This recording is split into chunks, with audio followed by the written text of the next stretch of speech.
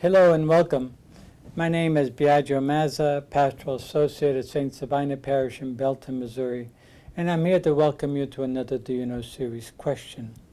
Today's Do You Know question is, do you know the Christmas narrative according to the Gospel of Matthew? In a previous video, we contrasted the differences between the Christmas narratives of Matthew in contrast to those of Luke. In this particular video, we're going to focus almost exclusively on the Gospel of Matthew. Most scholars suggest that the Christmas narratives were probably the last thing to be written in the Gospel, simply because they reflect many of the key themes and concerns that show up in the Gospel.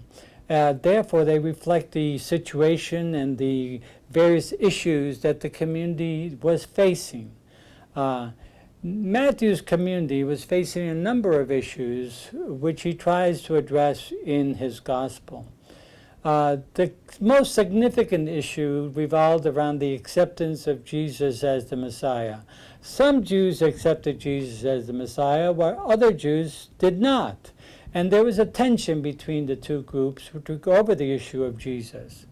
The other significant tension that the community was experiencing was whether they, as people who had accepted Jesus as the Messiah, should also invite and welcome Gentiles into the community who were interested in being disciples of Jesus.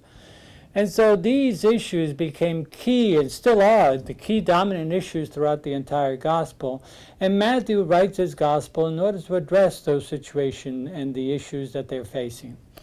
And so when Matthew begins his Christmas narrative, he begins with a genealogy that's rooted in Jewish history, primarily talking to Jewish community. And he begins his genealogy with beginning with Abraham, then going down to David, and then going down to the Babylonian exile, and then ending with the birth of Jesus.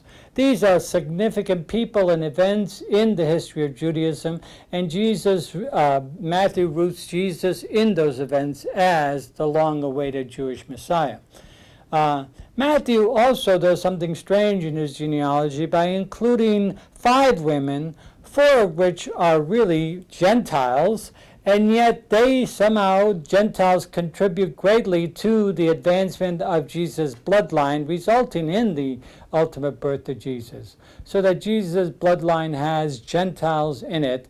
And this is Matthew's way of saying that we, as disciples of Jesus, should also be welcoming and accepting of Gentiles into the community of Jesus. The shift now goes to the very birth of Jesus. Now we have to remember that the Jewish community was a patriarchal community focused on the male members of the community.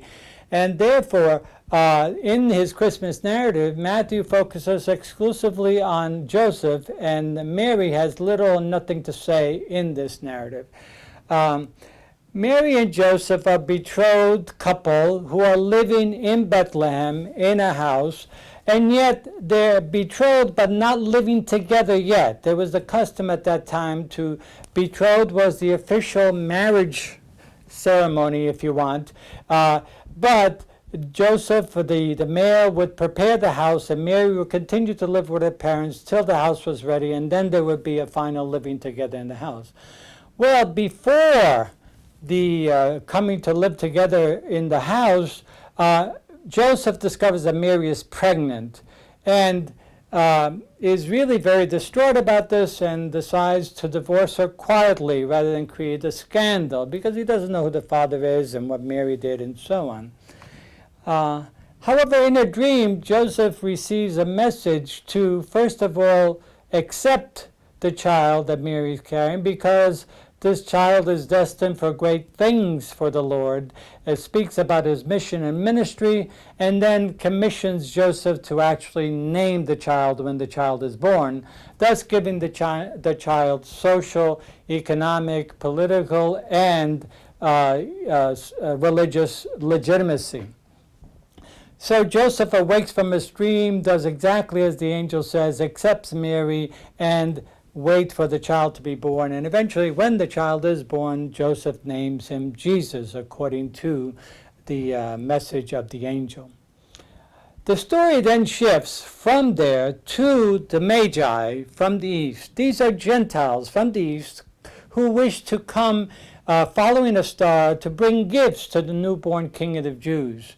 They stop in Jerusalem to ask directions from Herod, the Jewish king, and Herod is distraught when he hears about the newborn King of the Jews, paranoid about his own authority and his own kingship, and asks the Jewish leaders in Jerusalem where the child's to be born. The prophecies, which Matthew consistently uses from the Old Testament, the prophecies predict that the child will be born in Bethlehem. And so Herod sends the Magi to Bethlehem and asks them to return back to him, and when they found the child, so he too can worship them, the child. The Magi go to Bethlehem, and they follow the star that lands over the house of Mary and Joseph and Jesus, and they offer gifts to the child Jesus, and then they receive the message to go back home, not from on a different route and not return to Herod. Herod, realizing that he's been tricked, orders that all the children 2 years and under in Bethlehem be slaughtered so as to remove any threat to his kingship by this newborn King of the Jews. Meanwhile, Mary, Joseph, and Jesus receive a message to flee to Egypt from the suppression of the possibility of the death of the child. And they flee to Egypt like a refugee family, fearing for their lives from an oppressive ruler. They stay in Egypt till the death of Herod. And when Herod dies, they receive a message from an angel to return back to their home in Bethlehem, for it is safe now.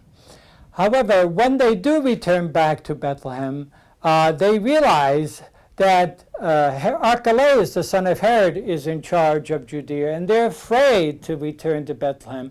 And so what they do is they decide to travel all the way north to Nazareth in the province of Galilee.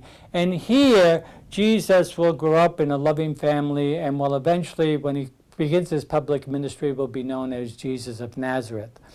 And so Matthew's Christmas narrative is filled with all sorts of tensions, even premonitions of death, which probably are prefiguring the ultimate death of Jesus that would occur as an adult.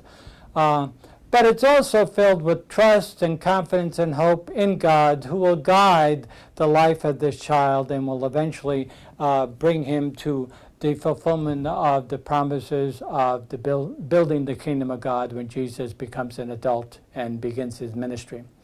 So I hope this has helped to at least explain just a bit of the unique features of Matthew's Christmas narrative, and I hope that you will return again to more Do You Know series questions to explore more about the Christmas narrative, especially in the Gospel of Luke. Thank you very much.